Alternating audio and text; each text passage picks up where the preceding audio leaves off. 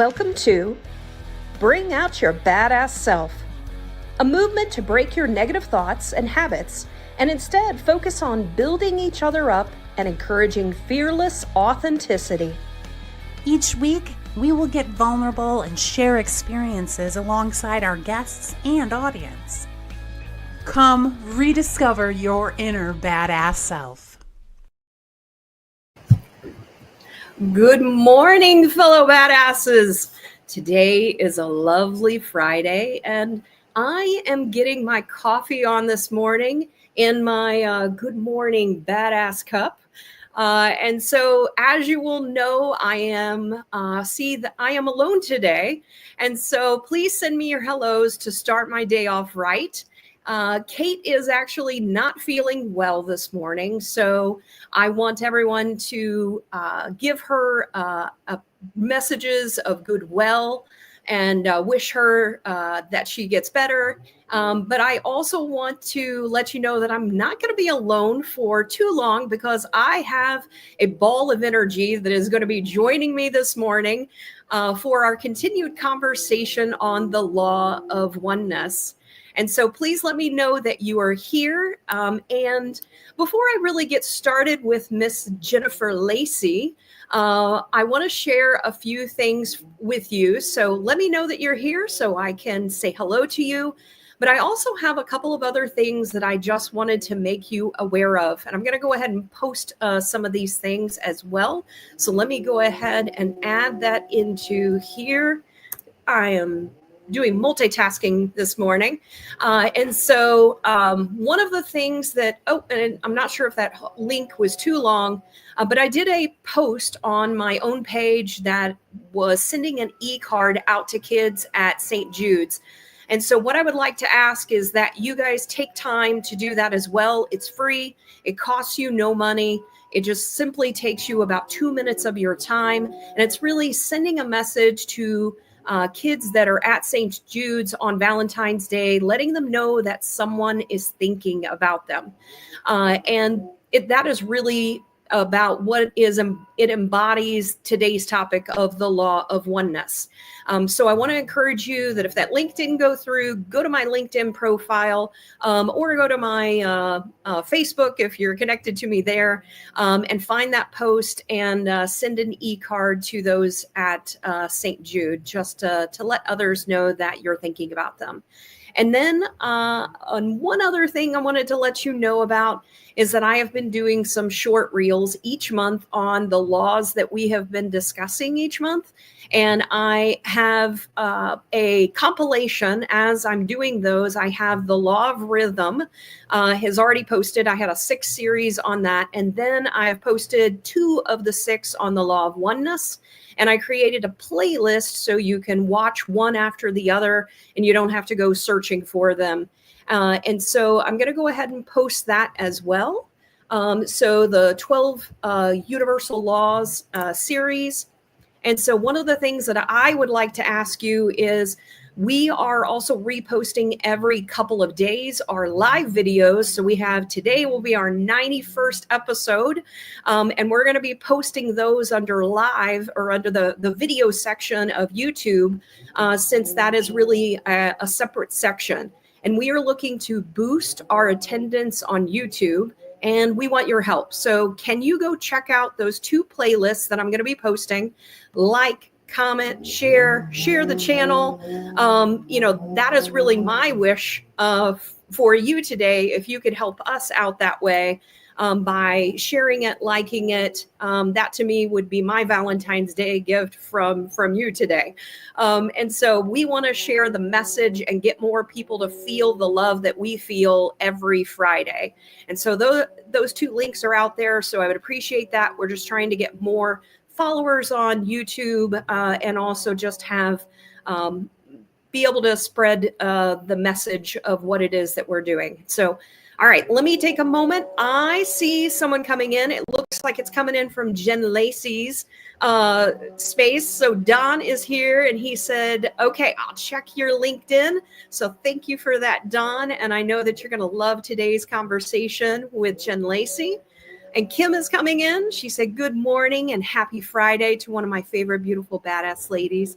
Thank you. And I know that you're going to be wishing Kate well as well, hoping that she gets better. And so continue to let us know that you're here. Oh, I see some up above that I missed. I missed Maria's. And so Maria, she says, good morning, badasses. I'm here for an amazing Valentine's Day date. Yes. Maria, oh, I'm gonna get you some chocolates and some flowers. So thank you for joining us, Maria. All right, and so continue to let us know that you're here. Eric is coming in, his good badass morning. Thank you, Eric, for joining us today. And so what I would like to do is I would like to bring Miss Jennifer Lacey up. And so make sure to turn yourself off of mute. Here we go. There we go. Good morning. Good morning. How are you? I'm doing awesome. How are you doing? I'm doing wonderful. I'm excited to be here. Well, I'm excited to have you. Hang on one second. I'm going to move this. There we go. All right. And so Jennifer Lacey is here with us. Now, Jennifer is not someone I don't know well.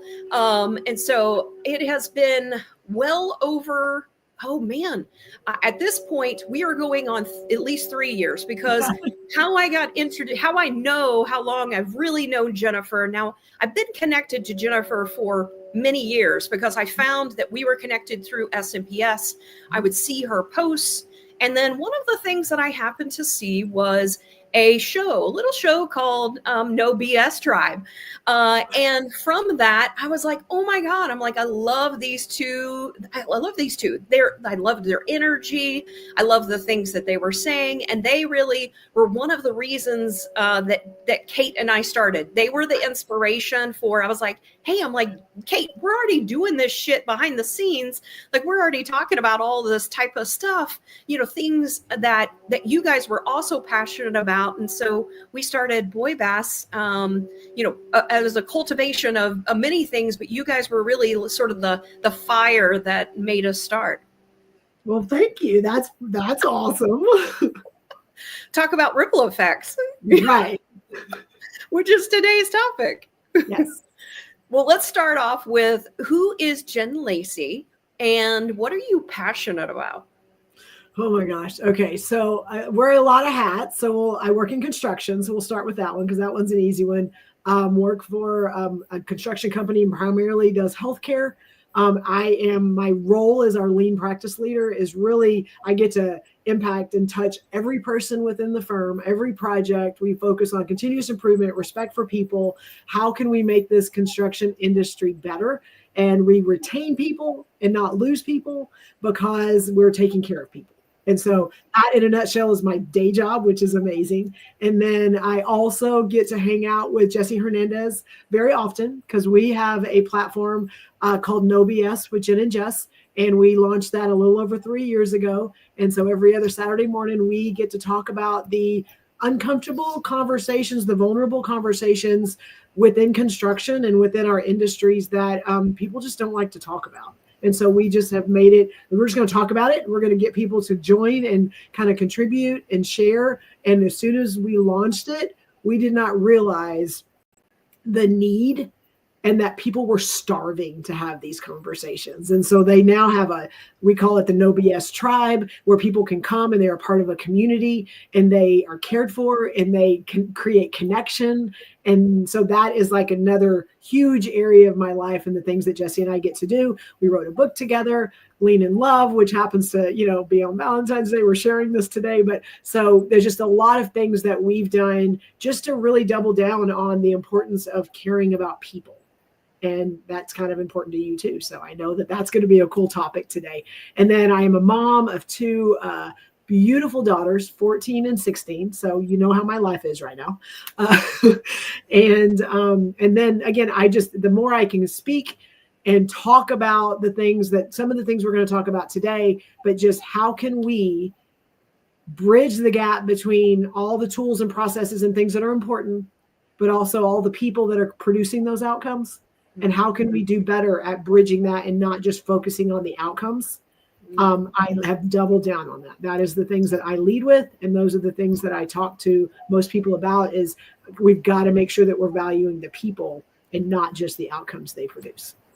I'm going to love this conversation because that is something I'm also very passionate about as well, and has also been a shift, I think, for me over the years as well. So I love this topic. So before we really dive into that, I also want to get to know you on a deeper level as well. So when we think about you, growing up and, also, throughout your life, what are some key moments in your life that made you who you are? Well, I always tell people like I was born to be a leader, and even if like maybe I didn't know it growing up, was raised by a single father. I have 3 younger brothers, so by 9, I was like in the house with all of these people and had lots of responsibilities as the oldest sister, to be able to help navigate. Probably drove before I had a license, probably was responsible for creating a Thanksgiving dinner at a point where most people are just showing up and eating. Like there were just a lot of things growing up responsibility wise that were put on me.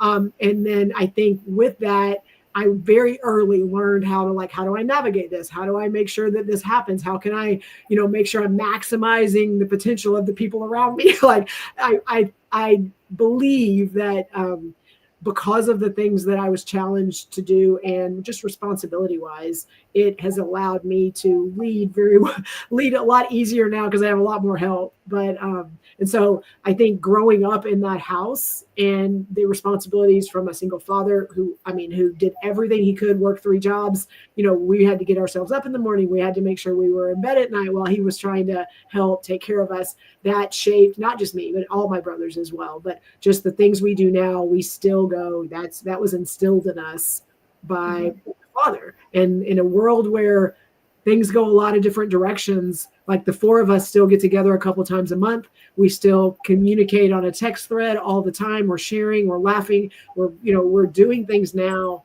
And we know that was because growing up, he just made sure that we knew we had each other. So whether we were in trouble and he sat us all on the couch and said, I know one of you did it, and you're going to sit there until we find out who. And we learned really early on too that like my one brother is going to go, I did it, but I'm not going to tell anybody. My other brother is going, I'll just take the spanking because I want to go and do something else. The other brother's like, what happened? And then I'm just like, I'm about to kick y'all's butt. Like, so it's like literally that was our dynamic growing up. And so now it's like we're really close, we're connected. And he just made sure we knew that we would always have each other, even if we didn't have anybody else. And so those are just little things that I think have helped me be very heart-centered and very people-focused and very much care about the other human beings that I'm around. Yeah.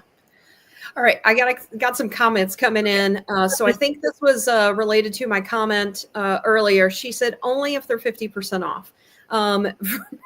Yeah. And then I also have my mom coming in. She said, morning. And then I also have, and so actually, you're going to have to tell me how to pronounce your name. I've connected with him and I've really enjoyed a lot of the posts that he has been doing, but I'm going to say Kuana. Let me know if that is correct. And so he's coming from Hawaii, and I'm actually looking forward to chatting with him. He's going to be joining us for one of our panels later on the law of compensation at the end of the year. So I'm excited about that. And then I have Divine coming in. Hello, loves. And she also says, same for me with being raised with my dad and having the most responsibilities as the youngest. And were you the youngest too? I was the oldest. You were the oldest. Okay. But she said, but the wiser one for her. And she also said, hello, mom. So yes. So guys, continue to add in your comments. If you have questions as we go through this, things that you're curious about with Jennifer as well, be sure to add in there. So I want to go back to a couple of things that you said. And so as I'm looking at some of the things that sort of stood out to me, you said a part of business, it's about taking care of people. And then we see that that's mirrored in the story that you told related to who it is that you were growing up. And you said you were born to be a leader. And a lot of times being that leader, we take on responsibilities. There's also a dark side to that as well sometimes, because we take on that responsibility. And sometimes it's also learning how to let go of those things too. So can you talk a little bit about that as well? I can. And so, and it's been a growth evolution journey for me. And I think the way I defined leadership early on and what a leader was, it was, again, checking all the boxes, making sure I'm doing everything that I say I'm going to do. And there may have been some people that got stomped on along the way. Like it may have been, it wasn't, I didn't care about them. It was, I see the goal of where I'm trying to get to. And if they are not contributing to that path, then they just kind of got pushed to the side. And and looking back, I'm like, it still could have happened the same way. I still could have achieved those things. But I think the shift for me was now when I see the people that are around me, they may not be the person that's going to be walking arm in arm with me across the finish line, but I may need them for the next mile.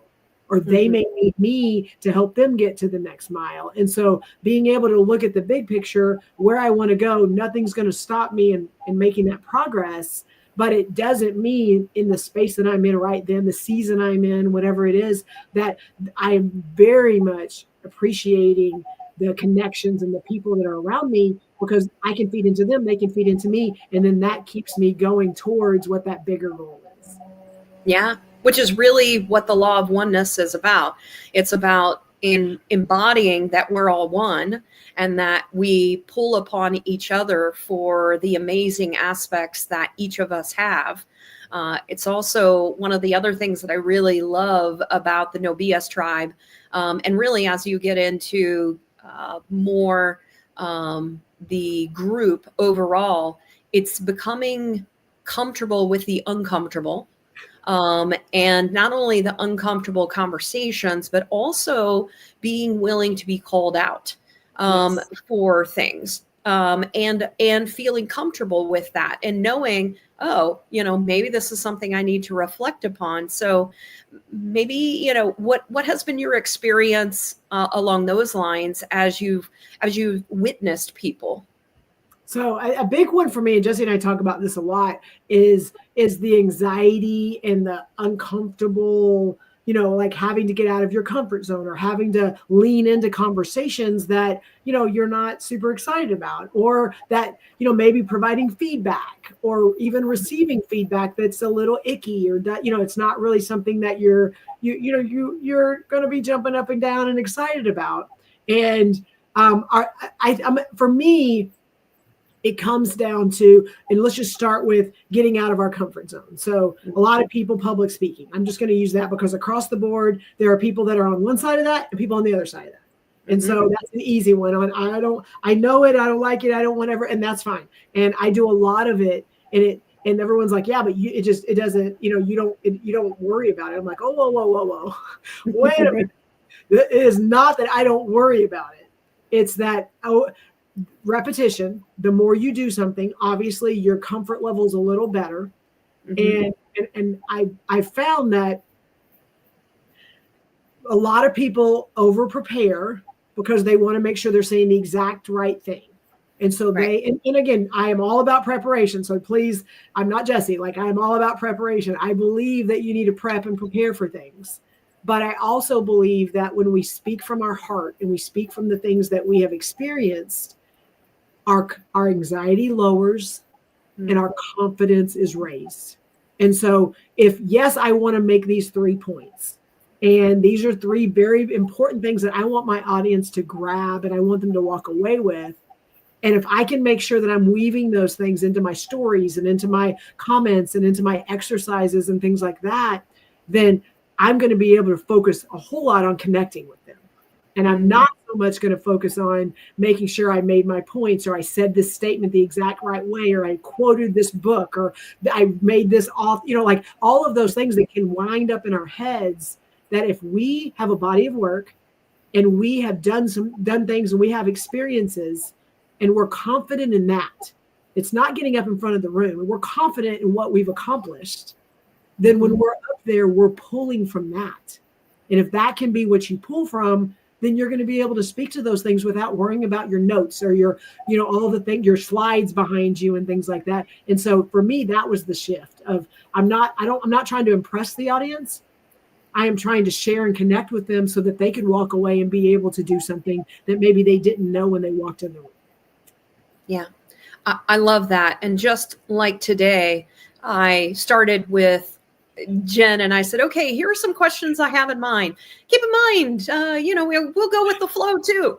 And that's what we're doing. Like, some of these questions I had planned, some are absolutely not what I planned. And that's all that really matters. It's being in the moment, listening, understanding, caring, connecting. And for me, that's why I love what it is that you do, because it really helps people to understand how to connect with people. And one of the things that I've been learning from you is also with the facilitation and in better ways that even from a leadership perspective that we can connect with people as we are facilitating meetings or as we're working with people. So maybe it would be helpful for people to understand a little bit more about that. So talking a little bit about facilitating meetings and how you help with connecting with people and the things that you do. Absolutely. Facilitating is one of my most favorite things to do. And it's weird because most of the time when I facilitate meetings, I'm walking into a room, there's either an issue or there's an objective or there's a goal. And if I'm facilitating, I'm not usually one that contributes directly to those things. So I'm not the one that's going to overcome the issue. I'm not the one that's going to take the steps to reach the goal. So in a room, when I'm not the one that can impact it directly, I had to come in and go, okay, now how can I help this room, cultivate the answers and what they're trying to do, create a plan. How are they going to accomplish that plan? How are they going to check themselves against that plan? Like the structure of that and being able to, and this is ironic. So I've had recently, I'm going to say a compliment, is I got brought in to facilitate a conversation with a group of 30, 35, 40 stakeholders. So a lot of people in the room. And we are trying to get clear on a condition of satisfaction. So really, like, what does success look like? What's important? What do we want to do for this project? And as a facilitator, like, everyone in the room is equal to me. Like, they all have different titles. They're all client, designer, GC trade. It doesn't matter. They're all the same people in the room. So when I'm facilitating, like, Sarah, if we stand up and we are going, and I'm asking you to stand up and tell us what you think, and you stand up, and the next person stands up, and then we go around, and then someone in the room is just sitting there and not standing up but starting to talk, like, I will just no, you gotta stop, you gotta stand up, everyone's gonna do, like, and that's what I do. And so we got done with it, and it was amazing conversations. Everybody was engaged, and we left, and one of the people that I work with comes up and goes, like, no one can do what you're doing. And I'm like, what are you talking about? He's like, I would have never made him stand up. Like, he's one of the most senior people in the room. I'm like, well, I mean, like, everyone had to stand up. He's like, I know, but I wouldn't have made him do that. And I'm like, oh, okay. So it's like, it's those things that coming in at this very, like, I know what my goal is and I know what I'm trying to accomplish, but how can I get them in a place to where it's almost like they don't even realize what I'm having them do until they're doing it. And then they're like, well, this was great. And I'm like, wonderful, let's do it again. And so that mentality of it's not pass or fail for me. I don't come in and go, okay, hopefully I'm able to accomplish what they need. Like, I'm not the one that has to accomplish it. So all I do is facilitate conversations. And that part of it is, I think, what we lose sometimes is because my job is to come in and get them to do this. Or my job is to come in to help him understand that he's wrong. Like, that is not the job of a facilitator. The job of a facilitator is to ask really good questions. And then when you see that there's maybe one more thing that someone's not telling, what's that next question? What's the next thing that you can get someone to share so that the other people in the room can go, oh my gosh, I didn't even realize that. And now they're starting to connect to each other. And all I'm doing is like, pointing fingers and stuff. So that is why I believe it does not matter the industry, the group, the person, the objective. I can come into a room because I don't need to know everything. I don't need to have all the answers. All I need to do is be able to facilitate the conversation. That's amazing. That is quite skill. And seriously, to be able to do that, I love that. I feel like, even at our company, like I had just one person that, could do the things. But it does take, specific skills. One, the things that we do related to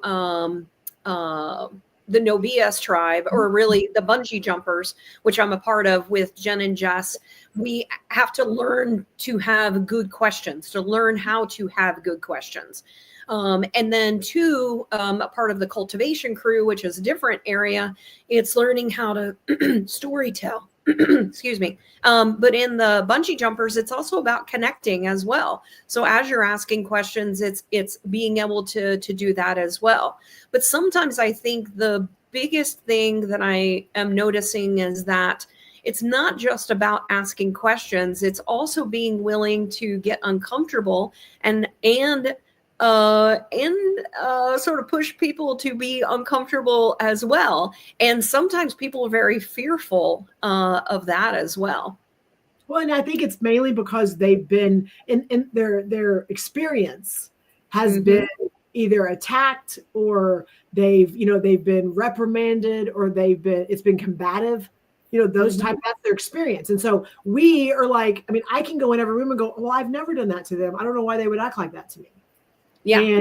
And for me, that doesn't make sense, because this is one moment in time that they're with me.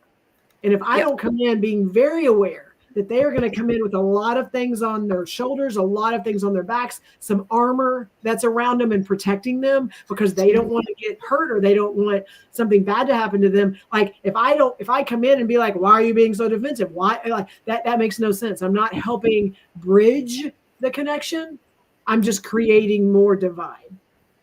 Yeah. I had to switch to a different camera. This other one, for some reason, wasn't charging. So I had to switch. Okay. I love that. And so it's really about, like you said, building that bridge and finding the commonalities. And that really also falls into the law of oneness as well, is that we are one. Like if we just find the bridge that combines us, that connects us, that's really, we have much more power and much more of an impact in life than, being caught up in, I'm right or you're right, or I'm wrong and you're wrong. I've found, more and more that it's really not about right and wrong. It's more about the and. We've talked about that. It's the, yes, this could be true and this can be true. Like both can actually be true. Absolutely. And you say the and I use that in, every new hire class, most keynotes I do, like that yes and is key, because words matter. And the words that we use in the context of any conversation and how we're presenting information, how we're responding to information, like the words we use matter. And we can have very decisive words, and we can have very non-committal words. And those are things that, like, if people can learn those things early in their career, it will change the trajectory of their career. Yeah. And for those that maybe aren't familiar, Jen and Jess actually came on, were panelists on a previous one that we did, was how words matter. So go check that one as well. And sometimes it was the simple words like the and that really matter, or but, or those types of words, that the simple words that actually impact our communication. Yes. Yeah. So I have a couple of other things with that have come in. So Divine says, I feel the same preparation with intentions. But speaking from our heart is flowing in whatever comes up. And that's one of the things I also love about Divine is that when we really focus in, most of the time, most people speak from their mind, from the ego, the logic. That's what we've been taught in school and in almost everything that we do. But when we come down and feel it within our heart, in our communication, and we feel it more there, that is when we really start to have better communication with people, when we drop and allow it to come from the heart. She also said the damn expectations in planning plans are meant to be flexible. And so, yes, which I love her. Yes, she and Jesse are very aligned. Yeah.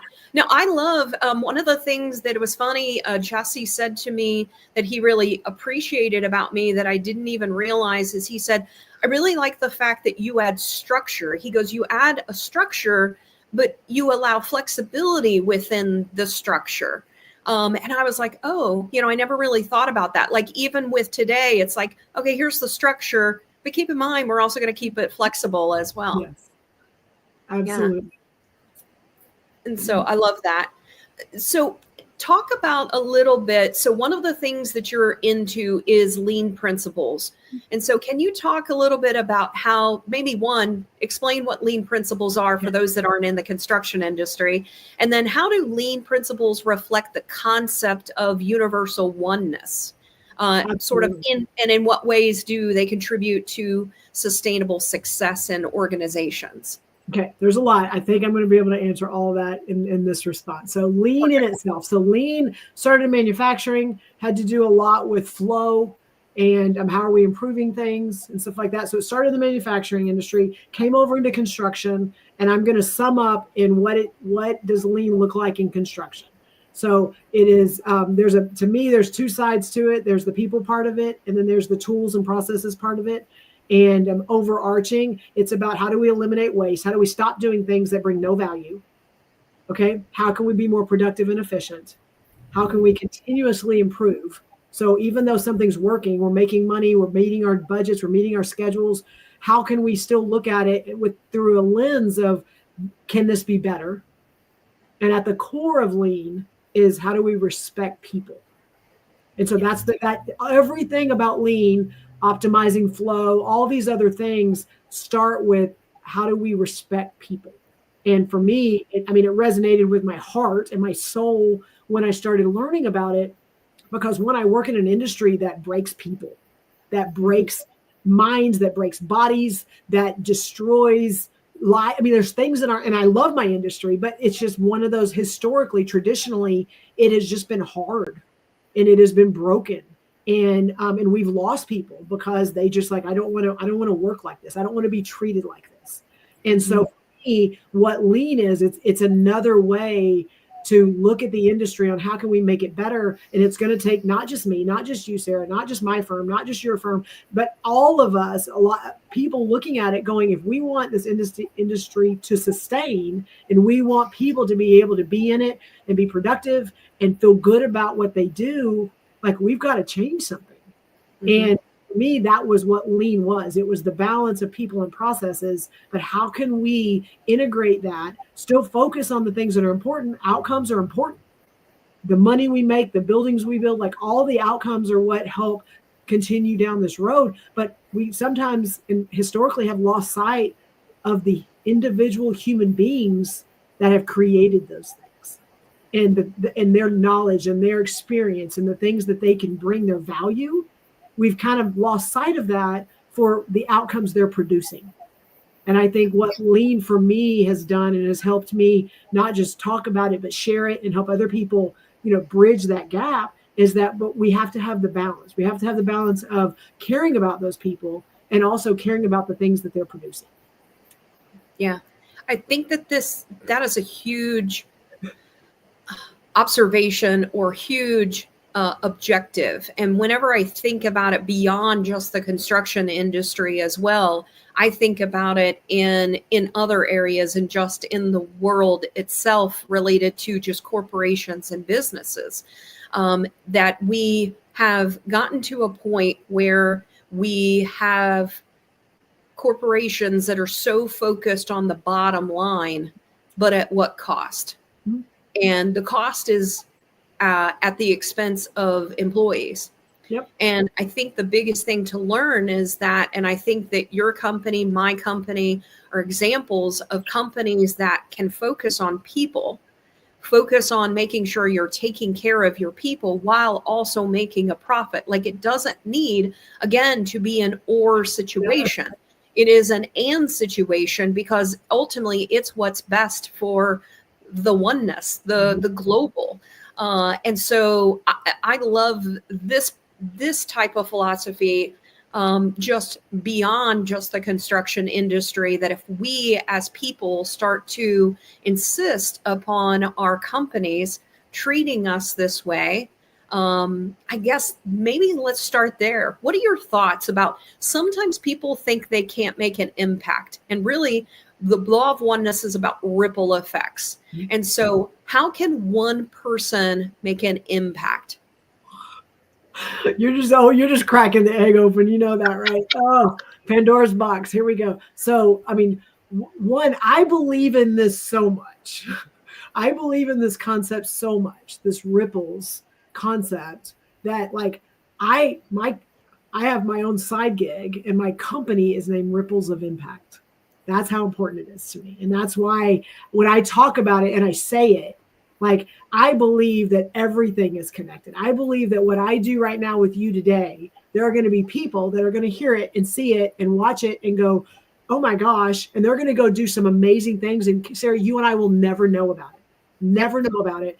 And like, that's when you can get to a point to where you know the things you're doing, the choices you're making, somewhere down the line, it may impact one life, one decision, one choice, something that someone's done and said, that now they're going off and they're doing something that's going to make an impact. Like, when you can believe that based on the things you're saying and the things you believe in, like, you're making a world better. Mm-hmm. And I talk about this in the context of, whether it's at my work, and like the things that we focus on, the environments we create, the behaviors that we exhibit, the way we interact with people, the way we care about people. Like, I support everybody. Like, my customer is every person that, works within my firm. But there are some leaders that they lead with their heart. Like, they lead, and we're in a tough business. Like, you've got to sometimes have hard conversations. But the leaders that we have, the ones that are out there doing work, building teams, like supporting the things that we need to do, but also leading with the heart, that heart-centered leadership of like caring about every individual. What I've seen and what I've watched, the ripples that you talk about, is when I go to those projects and I get to walk around, I watch how their people react to them. So it's not like, look at me, look how I'm leading, look how what I'm doing for my people. I watch and how they engage with them, and they come up and let me show you this, and oh my gosh, this, and I watch how this one individual, as an example, engages with them. Hey, calls them by name. Hey, the smiles and the interaction. And what I have a job that just wrapped up, like a long job, like 4 or 5 year job, massive project. And I was there the last week before they were going through inspections to get their final CO and all that. Their certificate of occupancy, and the behaviors weren't different.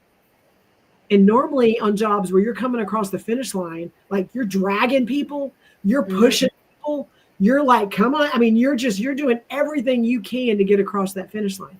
And to me, that's the ripples. The ripples are when you can create an environment and you can support people, and it's reciprocal. You're doing it together. It's not me doing it against you, or you're over there and I'm over here. It's we're doing this together, going across the finish line together. And when we can create environments like that, like, we're going to make more money. We're going to have more work. We're going to have people that want to come back and work with us. We're going to have people that choose to work with us over somebody else. Like, to me, those are the ripples that, like, you're doing and not even doing it intentionally. Mm-hmm.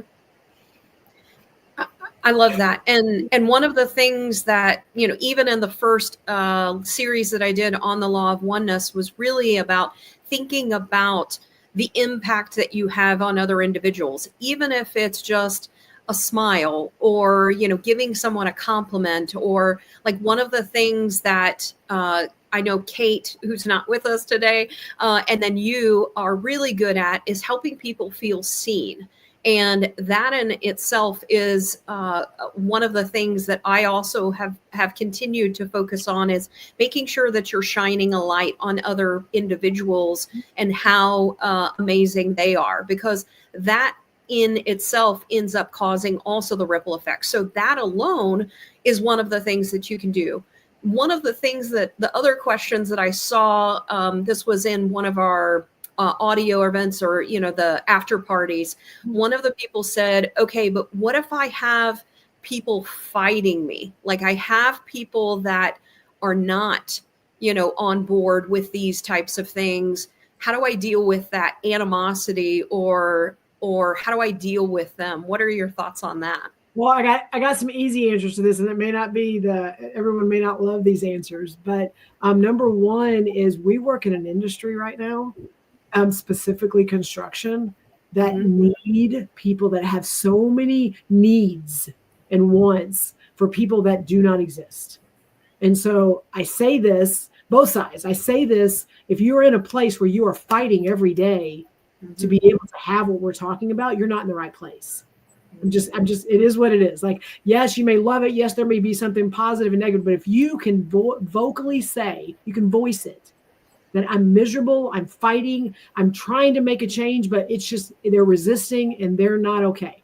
So you're one person in a company, okay? Not just a project, but a company that you do not have that support. You are not in the right place, because there are places out there that can help and support the things you're trying to do. And the other part is that it's not going to happen overnight.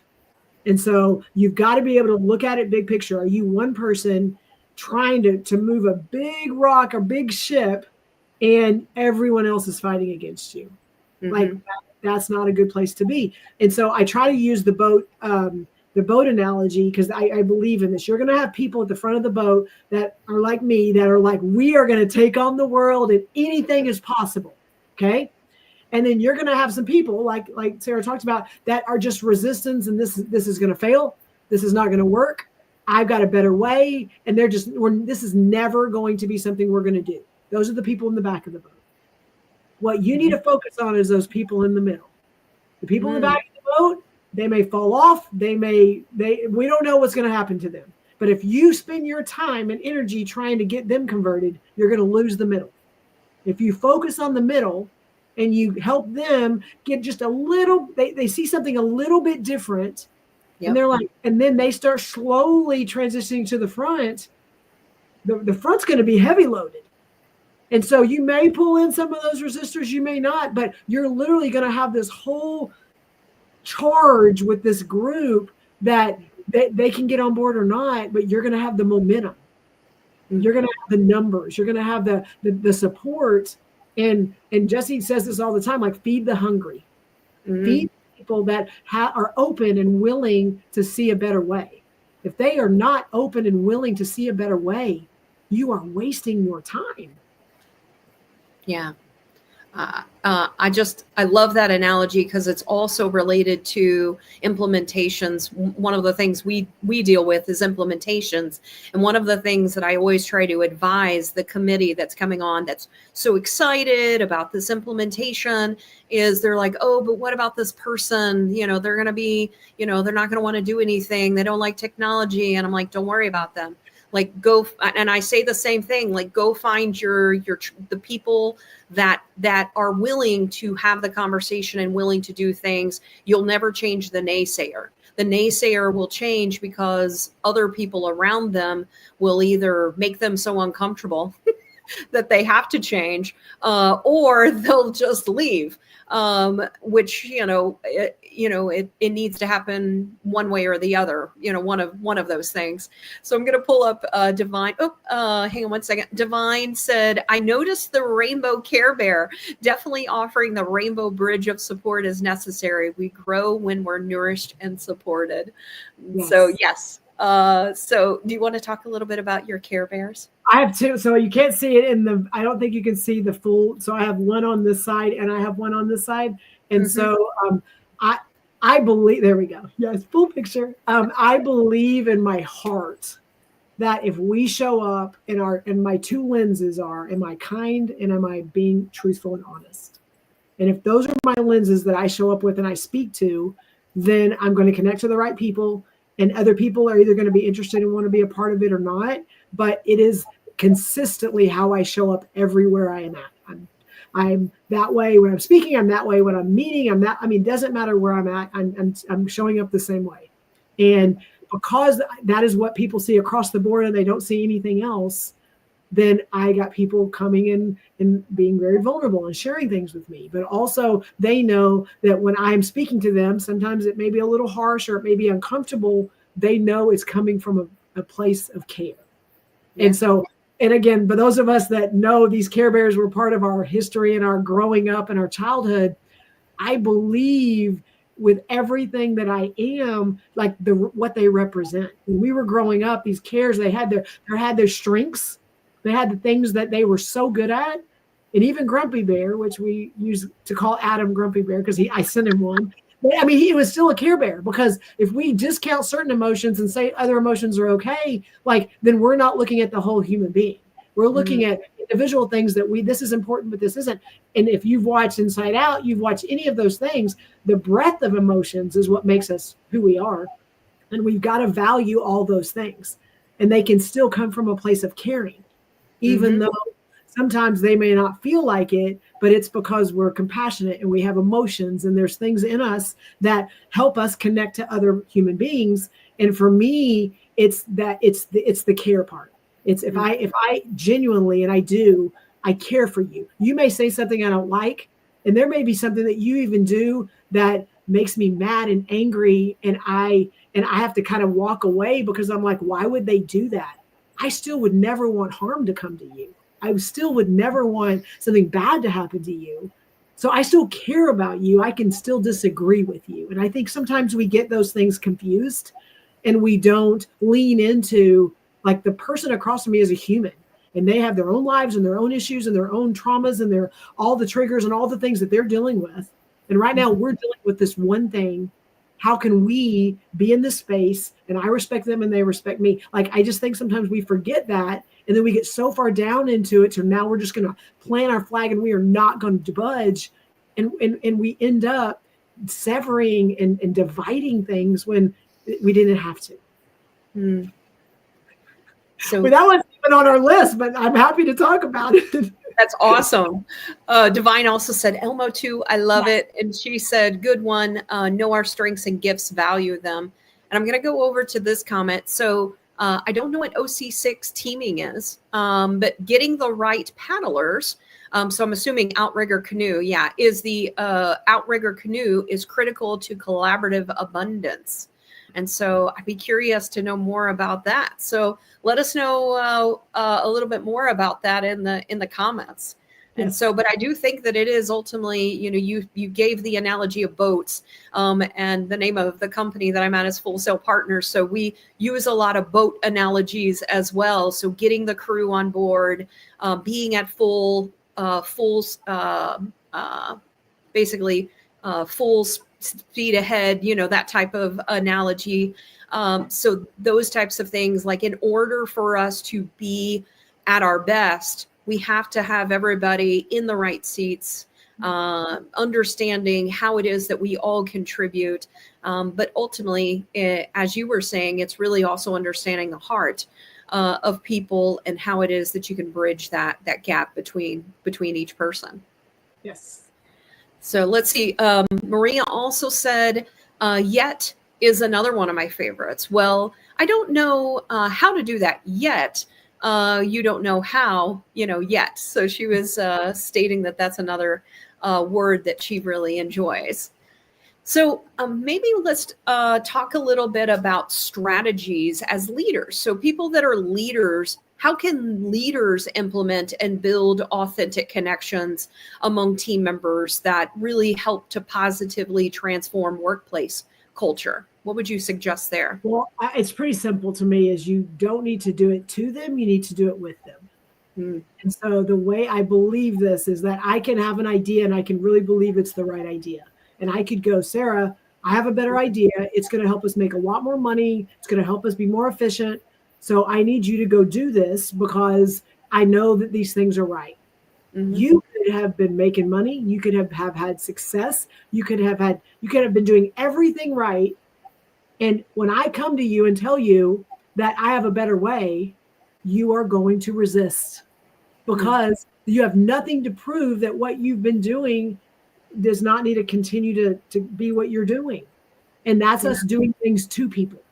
You need to go and implement this. You need to go and improve this. You need to go and do this because this is what I see from my experience, from all the things that I've done. There's a better way than what you're doing. And I feel, and we've done that within our firm where we saw something that we needed to do different. And then we just rolled it out to the whole company and it failed because we were doing it to them.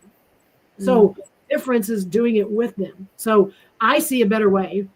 And I see something we're doing and there's a better way to do it. Hey, Sarah, I know we have this process. Tell me the things you love about the process. Tell me the things that you don't like about the process. And do you have any thoughts on maybe how we can make it better? That's a whole different conversation. Now you're contributing. Now we are going to get to talk about how to make something better. And then at the end, we could go, okay, let's go do this. You're going to be way more apt to go, heck yeah, let's go do this than me going, I have a better way, go implement this. Yeah.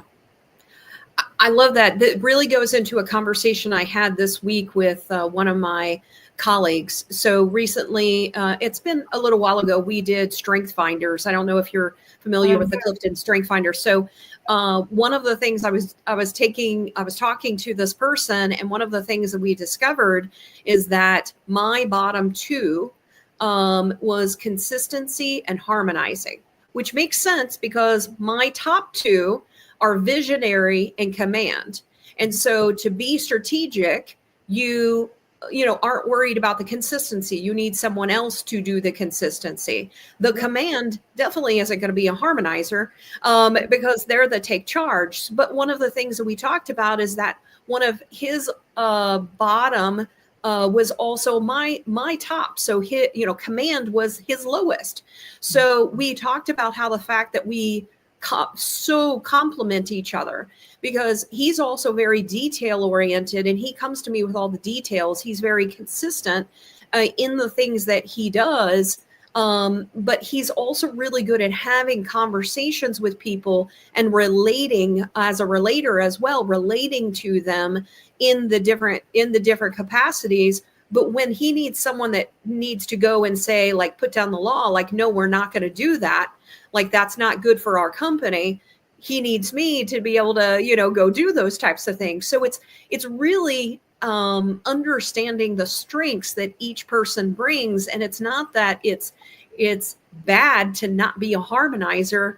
It's that's not where you are. You're relying upon as a team pulling in on those strengths. Like right now in this situation, we need a harmonizer. So let's bring Joel in. Right now, we need someone to put down the law. Well, we need to bring Sarah in. It's that type of thing that as you work together as a team, and then all of a sudden you immediately start putting people in the places that they fit. Yes. And I think my biggest takeaway from that is when you can get to a place of self-reflection. And so again, you and I, we talk about this and some other things that we're involved in, but it takes a lot for me to go, like, I am a galvanizer and I can convince you, Sarah, pretty much anything in the world. And we're going to go over the hill and you're going to follow me and we're going to I will get you there because that is who I am. And I am also very strategic. So that's one of my strengths and strength finders. Actually, my biggest one is I can see the big picture and how everything connects. So I can see it and I can get us going. But one of my things that I don't like, and two, because it's in the weeds, it gets discounted, is getting us across the finish line. Like there are people that is their magic. Like get the plan, we're gonna get there. And there are things that have fallen through the cracks because I'm like, yes, but like, I don't got time for that. Like, I need somebody else to get it across the finish line. I got this whole group of people. They're going full speed ahead, and they are on board, and they are checking boxes, and they are doing everything they need to do. Okay, now you can have them. Like, now I need to go back and get the other group that maybe isn't quite up to speed with everyone else. Like, that is, I know that is my my magic place. That is the things that I can do. But also I had to own that I kind of suck at this, or I'm not very good at this, or I don't even like this. That doesn't mean I'm a bad leader because I can't do all of it amazingly. And I think we get caught up in that on like, this is what I do good, but I can do this too. And I'll put effort in this and I'll spend time on this, but also I'm miserable and I probably am doing it half-ass a little bit. And over here, like I got people that I could just completely empower and elevate and shine a light on them. And they will go out and do amazing things. Like, where should I put my energy? Yep. Yes. Yes. You have people that focus in on the things that they're great at, that you suck at. Like that, that is the law of oneness. We bring people together. And one of the things that I really loved about the law of oneness is don't be jealous of what it is that other people have. Yes. Instead, realize that it's actually just an extension of you. Yes, like they are, yes. If they're a part of you, then you have that, but you have it through them. That's the beauty of the law of oneness. Yes. We are all connected. Exactly. All right. So one of the other areas that the law of oneness really talks about is unity. And what are maybe some applications or ways that we can create unity? So whenever there's not unity and people, you're trying to bridge that gap, how can we bring unity together? Okay, well, I use the word unity with community, with tribe, with things like how are we creating connection with other human beings? And I think a lot of the reasons that we struggle is that, like, what value does this bring to me? How is this going to help me? How is this, like, it's easy for us to come in and go, is there going to be value in this for me? And if not, then I don't need to stay here. I need to go somewhere else because this is not feeding into me. This is not filling my cup. And that's a default because we also need to protect ourselves. But I think we lose sight of, when we talk about community, unity, tribe, that the reciprocal part of that. That's you and I may hang out and you may pull and you may get stuff from me in that interaction. I may not walk away going, oh, okay, now I feel better because I got this from Sarah. But if I was able to contribute to something for you and I was able to help you, like, we've got to be able to balance that is just as valuable. And it's not someone that sucks you dry and that drains you of everything you have. I want to be clear because there's people are out there too. But is it reciprocal? And it's another thing Jesse and I talk about a lot is because we get on the phone and sometimes he's like, and he's telling me all the stuff and he's excited and I'm listening and he's sharing and I'm giving him feedback and I'm whatever. And then we get off the phone and I'm excited for him, but like, it was not about me. And like, you've got to find comfort in that. And you've got to find joy in that. This life is reciprocal. It is not take. And it is not, let me give everything I have and not have nothing left. And so you have reciprocal relationships. You have reciprocal connections with people that sometimes you're the giver, sometimes you're the taker. And then sometimes you're both jamming and you are just, you're both there together. I don't think we spend enough time in those thoughts. I love that. And I know Divine will resonate with your message that you just gave, because we've had this conversation as well, is that sometimes you do feel like you're giving. And in those types of situations, that's not reciprocal. Like, that isn't a relationship that is set up to succeed. And so, you have to find a way to be able to have the give and take. Like, okay, let me help, let me understand your perspective and understand what it is your needs are, and vice versa. Like, it has to start. And really, a lot of times it has to start with the other person. But when the other person then doesn't give back, you feel taken advantage of in a lot of ways. So I think the word reciprocal, I really, really love that word. So we had someone come in. This might be Megan, because sometimes she doesn't show up. Reciprocity is key for our energies in all interactions. Yes. So I love that, just because when we're exchanging energy, we have to have the same type of energy going back and forth. And I think that that is one of the things that I have also found as I have sort of tightened the group of people, your tribe, your community, is finding people that have that same type of energy that are going to give as you sometimes may need it. And then also whenever the other person is needing it, you're also doing that for them as well. Yes. Yeah. I think the challenge is that for a lot of people is when they feel like there are individuals that they just don't feel like they can connect on, that they're just not have energy, but they still have to deal with them. Does that make sense? It does. And so, and recently I've been where as a big group, I'm overwhelmed and I am like, I don't feel that this is where I should be as a big group, even though I've made a commitment to be a part of it. Yeah. But there's an individual or two individuals within this group that like I can go and I can have a conversation with, and I can be like, like I'm just done, whatever.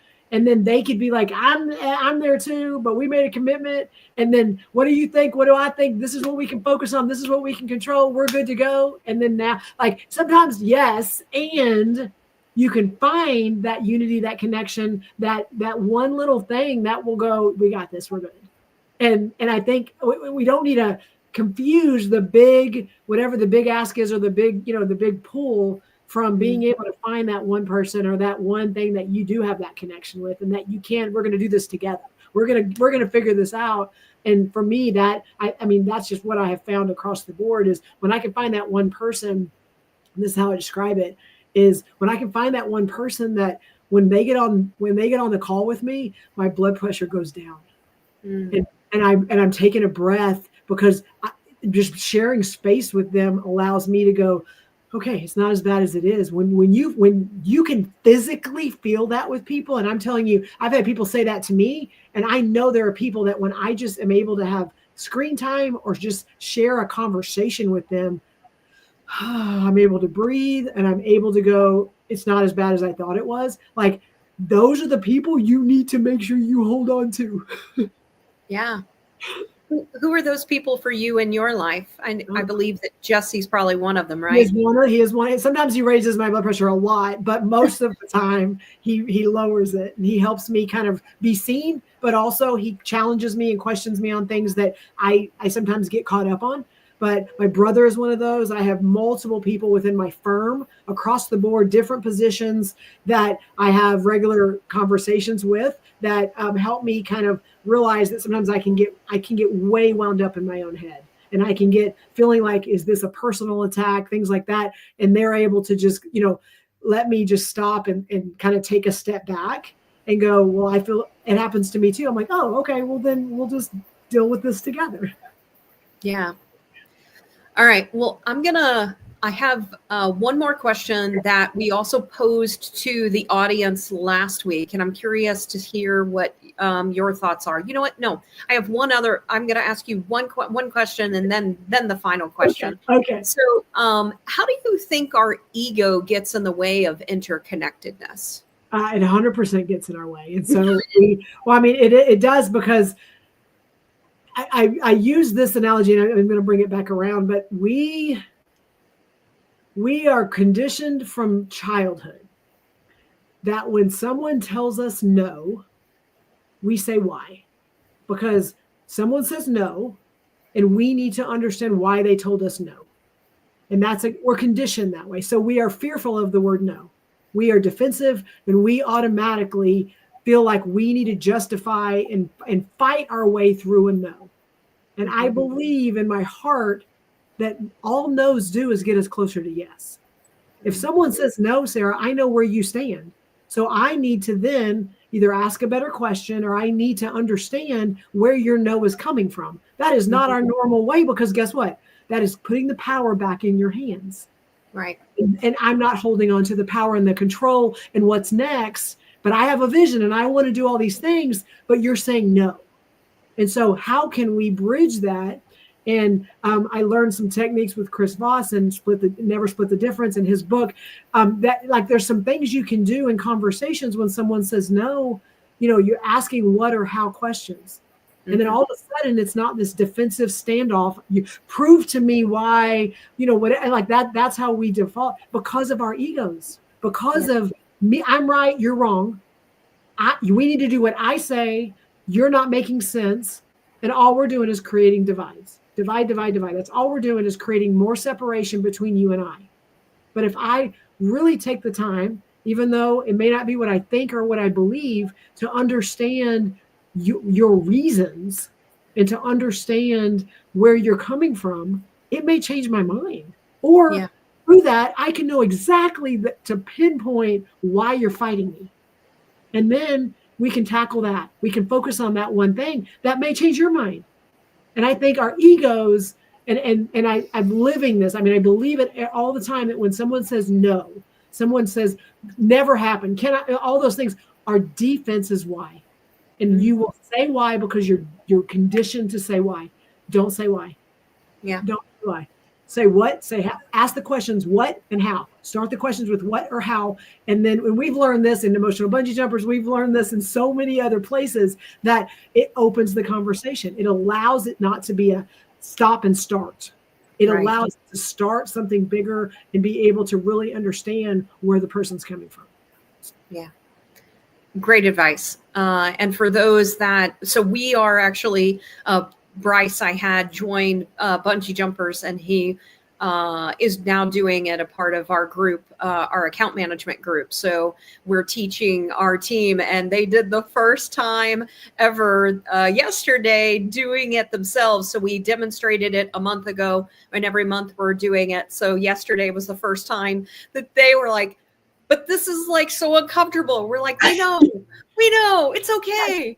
It was uncomfortable for us too. And I said, the first time I did it, because I was like, I'm good at questions, like I'll be fine. And then as I did, I was like, oh shit. I was like, I can't do leading questions. I can't do yes, no questions. And so it was like trying to retrain your brain in how to have better questions. And that allowed it to open up the conversation. But it was also staying connected with the person as well, which was hard as well. So it's been a really, I think, a great experience for me. And I'm excited about the ripple effects and having other people do it as well. Okay. All right. So final question. Yeah. How can we all show more compassion and acceptance towards those we don't understand? That's a great question. So my thoughts, and this is kind of what I live by, is that when I talk less and listen more, that is how I create that. And that is how I support that. And that is how I foster that. So if I listen more, pay attention more to what's going on around me, and make sure that whoever it is that I'm talking with has more airtime than I do. Then I'm not proving something. I'm not trying to convince them of anything. I'm literally just trying to understand them and let them share with me who they are. To me, it's a game changer. And it means that there's times where I'm quiet, and I'm quiet longer than comfortable. Mm-hmm. And that's okay. It's okay. That is the most uncomfortable thing, especially for people that have command. But I've found it extremely powerful. I've been using it, and people are so used to me saying things that whenever I sit there for a full minute not saying anything and nobody else is saying anything, it's been interesting to do that and to see that someone else will step up and say something. It's powerful. Yep. It's easy. It's easy for people just to, they'll wait, because when somebody will talk, they'll just wait. And when you are not the person to talk, you're forcing someone else to step in. Yep. Well, Jen Lacey, thank you so much for today's conversation. Any final thoughts that you would want to give to people, or anything that you want to share with them, things that you want them to check out, or any final thoughts that you have? I have lots. So one is, I want to encourage everyone. I am co-chairing LCI Congress in October in Arlington, Texas, which is an entire conference focused on lean. in the construction industry. And it's a lot of soft skills, hard skills, and just people coming together that are trying to make things better. So if you want more information, go find my page, follow it. And we are all constantly sharing that. The final thought I really want to say, and we talk about this in the book that Jesse and I wrote. I talk about this a lot in our live streams, but no one gets up in the morning and starts getting ready for work and goes, I want to screw up today so bad that somebody gets hurt or I get hurt or I can't take care of my family. Like, there are things that happen outside of work that people are dealing with. And then when they show up to work, they don't take their hard hat off and put their hard hat on and walk through the gate, and they work all day and all they're focused on is work. And then they get done and then they take the hard hat off, put their hard hat on, go home, and all they think about is home. Like, there's a lot of crossover and integration between all those things. And if we know that, then we don't need to expect that. That's all I got. I love it. I am posting Jennifer Lacey's link on LinkedIn. So go check her out, connect with her. If you're not connected, you're missing out. Jennifer posts all kinds of amazing things, not only about her relationship with her kids and reflection on that, but also in the industry and just how we can be better connected. So again, thank you so much. And thank you everyone for joining us today and for your interaction. And again, please help us promote on YouTube and have an amazing Badass Friday and also a lovely Valentine's Day, however you decide to celebrate it.